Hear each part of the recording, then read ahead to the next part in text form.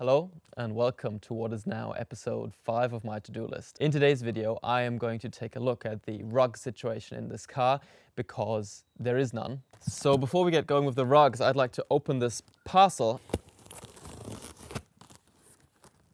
Oh, this really is just a bit of foam. So there's actually multiple people who've come forward to me and said I should really get some hood insulation. It helps with the paint, it helps with sound, and it just looks better, and I agree. So that's what I went for. I did keep a lookout for the original stuff. Just the shipping is about 150 New Zealand dollars. So in the end, I went for the option that was already in New Zealand. This doesn't really impress me. This is just, seems like pretty standard foam. It's all crumpled up, and this wasn't even cheap. Like, this still cost me 110 New Zealand dollars. But enough of this. This is going to be done next video, and for now I'll put this under a carpet so it can straighten out, and then it will glue on nicely to the inside of my bonnet. I'll do that, and then we'll get to today's video, which is the carpets. I am not even sure if this car ever came with an extra set of rugs, because this plastic or like rubber layer indicates that it was designed for shoes to be on. So did they put something on top of that? Was it taken out? I don't know. Ultimately, my forte is that rugs can only benefit the situation here. They will protect the original, and they will also be easier to take in and out of the car for cleaning purposes. Just to show you why it's a bit difficult and why I definitely want some rug that I can just move in and out very quickly, is the hole cut out for the kickdown. So for those of you that don't know about the kickdown engages when the pedal goes fully down, it extra clicks, and then the car will shift down, which is cool, but it's not so cool for the carpet because you'll have to go around that, and then this always falls out, and it's just a bit of a pain. You know, it's not crazy difficult, but it is a bit of a struggle. By the way, the first time I went and looked under the rug, I found that these cables here just aren't connected. So I looked up what it is, and it is the O2 sensor that connects to the catalytic converter. So it turns out that in some countries, the cars simply didn't come with any of this. And what that means essentially is that your emissions are worse, but you do get more horsepower. Not good for the environment, but good for me, I guess. So let's break down the options. There's option number 1 is go original, find something online. That's a high bar. So the second option was, and this is something I considered, was a manufacturer that produces the mats for these cars that aren't original. And I already had some in my shopping cart. I did like the look of them, but there's so much to choose from. And I didn't want to pay a lot of money and then not even like it. Option number 3 is DIY. As you might have figured out already, I'm going to go for option 3. It's not because I want to cheap out, but there are good reasons, I think, to try this first before I eventually maybe go for something else. Priorities. I can only spend so much money on my car. So if I do in fact need a fuel pressure regulator, that could cost me $1,200 for a part. So I'd rather have money available for that. If I don't like it, I can always go for something better. Okay, now that I've justified this all to myself mainly, time for step number 1, which is sourcing some carpet. And I've already got an idea of where I can find something. Okay, so welcome to the cellar, or as we call it here, the catacombs. And what I found here is actually a cutoff of the same carpet that I've got in my living room. You can see a little bit of it down here, but it's so obstructed by all this stuff. So before I can get to cutting out a part large enough to create 4 carpets, I'll have to remove all of this. So let's get going.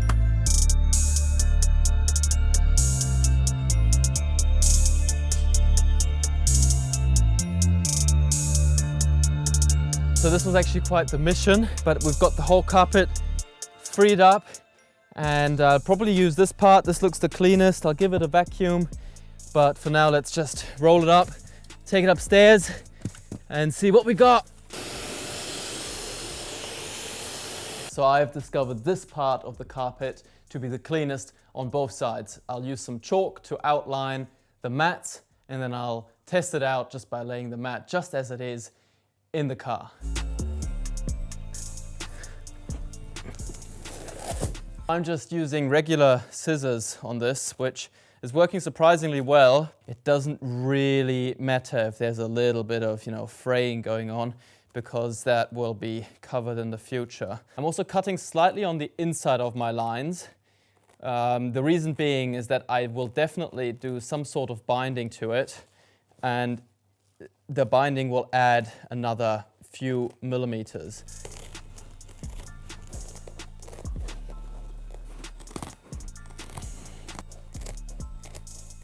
That's actually pretty good. So it looks all right like this, but I'll put it in the car and check out if it also fits in the car, because that's where it has to fit. So yeah, let's move to the car. So that actually fits perfectly. Maybe the slightest bit too long at the top. What I'm wondering is if I need to make it just the tiniest bit shorter. A few things about this carpet. This carpet is essentially straight out of the 90s, but it's been in the cellar for the entire time. So it hasn't really seen any sunlight, it hasn't had many people stepped on it. So it's still quite nice. What I like about this carpet is that it's got the woven fabric, which means that it's not a shaggy rug and stuff will get stuck in there. Most of the things, most of the dirt will just lay on the surface and will be very easy to vacuum up. Don't get me wrong, I like the way this carpet feels. I like that it's basically from the living room and I'm making my car my living room. What I don't like is that it doesn't really 100% match up. It just doesn't look quite right with the rest of the car. I thought about, going a darker brown, matching it with the wood. I thought about just going black. I watched YouTube videos on people using RIT dye on their carpets, and just nothing really satisfied me. I spent about an afternoon driving through my town and talking to upholsterers, talking to carpet places. I got this brown, dark brown vinyl, and this is going to go like that, and then I am going to sew it or stitch it around the corner, and hopefully it blends in with the rest. I need an industrial sewing machine. I don't have an industrial sewing machine. I couldn't convince any of the upholsterers to quickly just zip, zip. At the carpet place, the guy didn't believe in me. He said this hand sewing this would be too much effort and I won't be able to make it look good. But the upholsterer believed in me. He sold me this part. He wished me good luck. So now I'm going to get going and I'm going to hand sew all around here. This is going to take me hours. I've got something to confess now. And I confess that I have already spent 4 hours last night doing the binding for the driver's side. I wanted to see if it works, if I can even make a video on this, because I don't want to show something that is completely horrible, but I am actually quite proud. But it looks pretty nice, and I will show you some close-ups. Take a look at this. It's fairly clean. I mean, it's not perfect. The machine can do it better, but this is also super close. Of course, the corners were a bit more difficult. I've done one where I simply cut and then stitched it. And you can see that I went a bit thicker here, which wasn't ideal.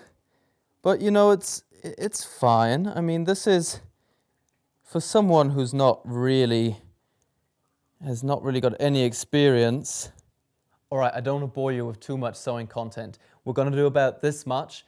I'll show you how I did it, what I was looking out for, and then we're going to put them into the car and come to a conclusion. So I hope there's no sewers watching, because when my girlfriend was watching me, she almost lost her mind. So you can see here, I've laid it out so I've got enough to wrap around and be about probably like 1 centimeter. And I start from the bottom because I don't want my knots to be visible. As tight as possible to the edge of the carpet. I'm basically just fixating the whole thing. Try to stay close enough to the edge, because if I go here, obviously this will show. So I'm staying here because it will then be covered by my binding. So I've attached my vinyl from about here to here, and we've got a bunch of string left, but I'm going to put a knot in it for now. Now that it's kind of fixated, this will make the rest of the process a lot easier.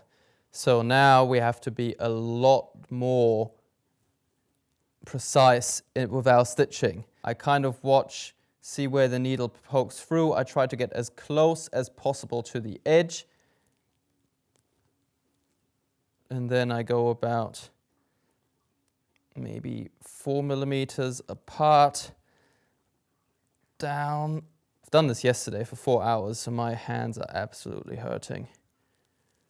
So I've done my first 2 stitches. I try to keep them very tight, very close to the edge. I only really care how it looks from the top. It's also really important that we're staying fairly tight to the carpet. Say if I leave a big gap like this, I'm adding a few millimeters all around, which will cause it to not fit anymore. So it has to be very tight.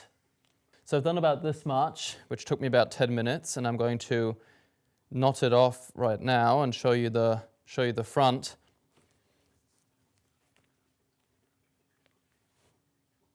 Let's stop with the stitching. I'll do this in my private time. Let's put these in the car next to each other, get some footage for you to see how it will all look in the end. Here's the top-down view from the sunroof, just to give you a look of what they both look together. I know that the color isn't ideal, but I actually don't mind it too much. Now that both of them are in there, it works a lot better than when I just had one in there. Looking at it, it just seemed out of place.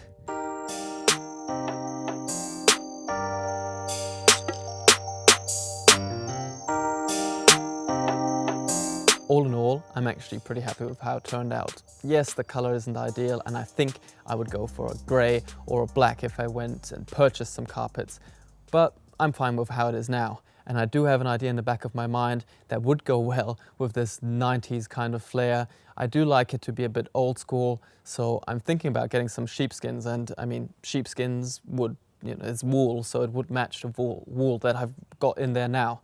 So maybe I'll check that out in another episode. 2 more things. Number 1, last week I said there would be a surprise this week, which will not happen this week. But I'm going to let you now know that I will get a ceramic coating for my car, and the detailers are going to let me film it. So that's going to be a very cool episode, and I'm looking forward to filming that, but also seeing my car once it's had the polish and the coating, and it will look fantastic. The second thing I'd like to add is that not every episode is going to involve a bunch of stitching and interior stuff. This just happened to be what I was able to do last week and this week. Next week, or maybe even at the end of the weekend, I'm going to do the hood insulation. And then after the hood insulation, I probably want to do some work on the windows because the ones in the back are currently not working. I want to do some rust repair. I want to fix all the little bits and pieces. There's so much more to look forward to. Every week is going to be slightly different. I've also got some more ideas around entertainment. I'm going to shoot some purely aesthetic videos of the car. I'm already creating reels, just showing off the beauty of this car in this beautiful country. So with that, I would like to end it for this week. So thanks for watching, and see you next time.